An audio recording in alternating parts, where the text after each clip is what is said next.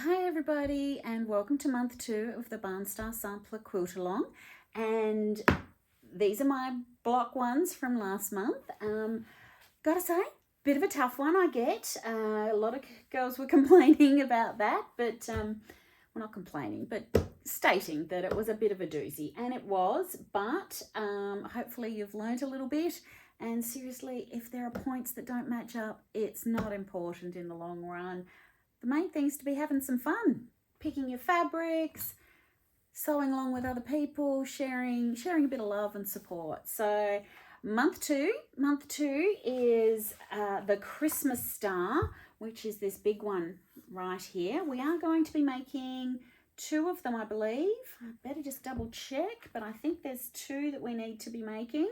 And it is the same size, but they don't have as many pieces of fabric in them. There's only 73 pieces in this one. So it doesn't look quite so difficult. There's a bit of flying geese, a few flip and stitch corners and things, but gosh, doesn't it look stunning in the colours that Shelley has selected for her cover quilt. So I am going to go and film a few videos relating to fabric selection and some of the tips and tricks on how to make this block. So come along and join me. So I have been diving through my Chula stash for the fabrics for block 2, which is called the Christmas Star.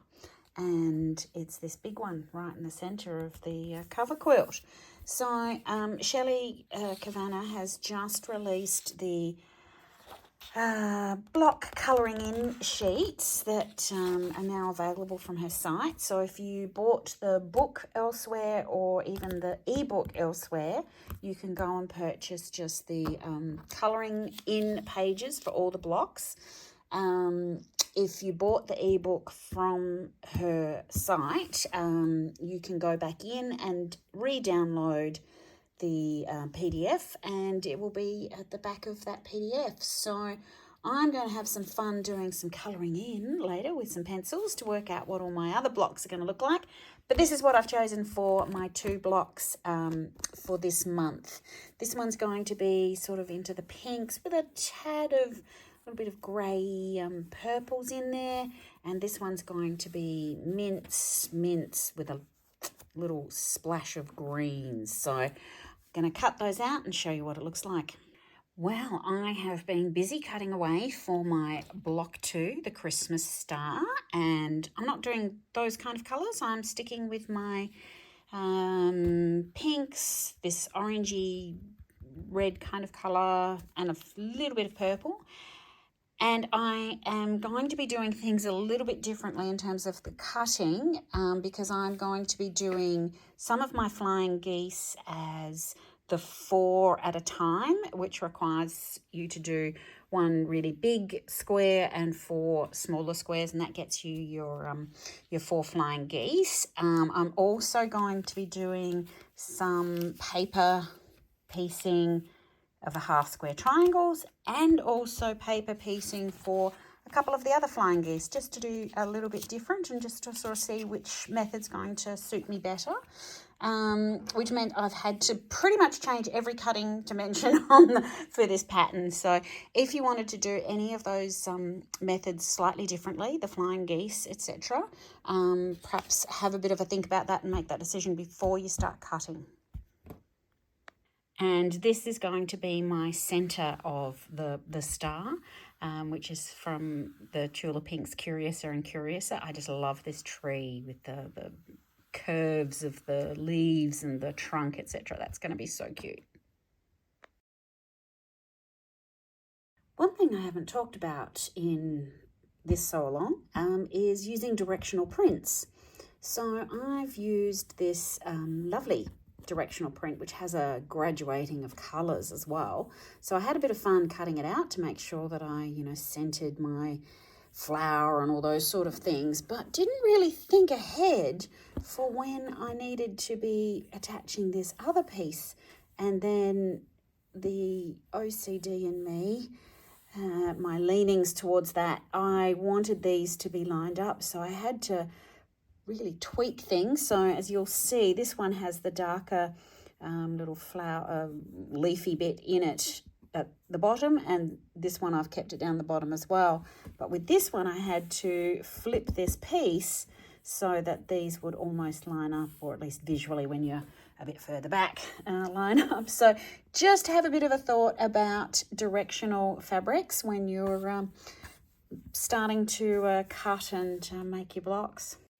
So here I've made my flip and stitch section, and as you can see, I kind of need to try and line those up as close as possible. As I said, you know, when you're back this far, you don't need to get it perfect. But what we do need to do is make sure that this seam matches, which looks like it's never going to, but obviously we're talking at 1/4 of an inch space. So I'm going to be pinning to make sure that my pattern matches, but I'm also going to be pinning to make sure that at 1/4 of an inch to where that is. So I line up my little 1/4 inch ruler with the etched line on the edge, and I grab myself a pin and I put my pin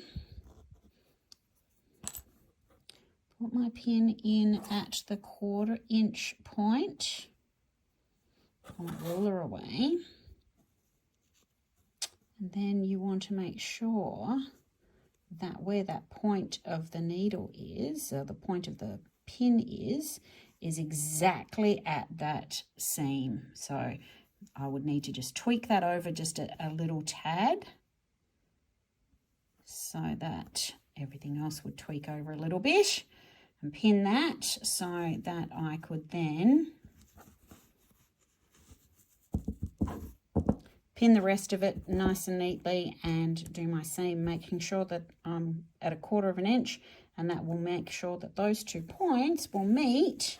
Oh, I can't flip it over, but it'll make sure that this line goes perfectly. So here I have it all neatly pinned. I've pinned my pattern, so I'm going to try and get that pattern matching. So I'm going to go and do the sewing, and hopefully it's going to work out perfectly. And pretty close. I mean, you know, if you get in really, really close, it's just out by a couple of thread worth, but nobody's going to see that when they're looking from a distance.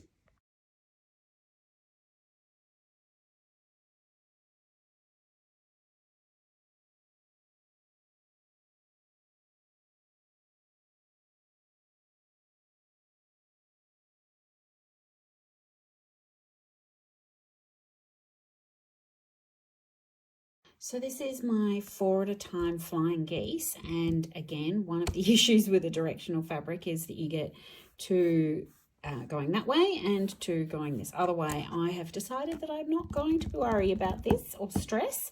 Obviously, if you made them individually, they would all be the way that you wanted them to be, but I'm not going to be too stressed about that. I have come along and used my Block Lock Flying Geese ruler to trim up these 2. I've got these 2 to go, and then I'm going to try doing the flying geese using the paper piecing methods. So using the foundation paper piecing to do my flying geese was quite okay. Foundation paper piecing is always a little bit hard on my brain because you're doing it from the back and things, but managed to get my pieces aligning correctly. One thing I will give you a tip for if you're going to use the Fat Quarter Shop foundation paper piecing is don't trim on the line, trim just outside of the line, just so that you're going to get your full 3.5 by 6.5 finish, or 3 by 6 finish, 3.5 and 6.5 once you've cut it, just to make sure. Mine are just a tad shy because I cut on the line, but nice and precise. So if you want precision, it's a good way to go. So one of the good parts about doing my 4 at a time flying geese, and remember how I said that, you know, these were directional in the right in inverted commas way, and these were around the other way, but of course when I put them around my star, they're all going in the right way. But now I didn't think about these corner ones. This is the problem when you play with directional fabrics and you care with how it looks in the end. But this is how my block is starting to look. Here I am feeling so proud of myself that I've managed to get all of this done and video and whatever. Oh my gosh, I've got this block wrong. This little fella is supposed to be round the other way. I was wondering why he was looking a bit strange. So me and Jack are about to have a bit of a get together. So I've gone and fixed all of my corner blocks, and this is what my Christmas star is going to look like.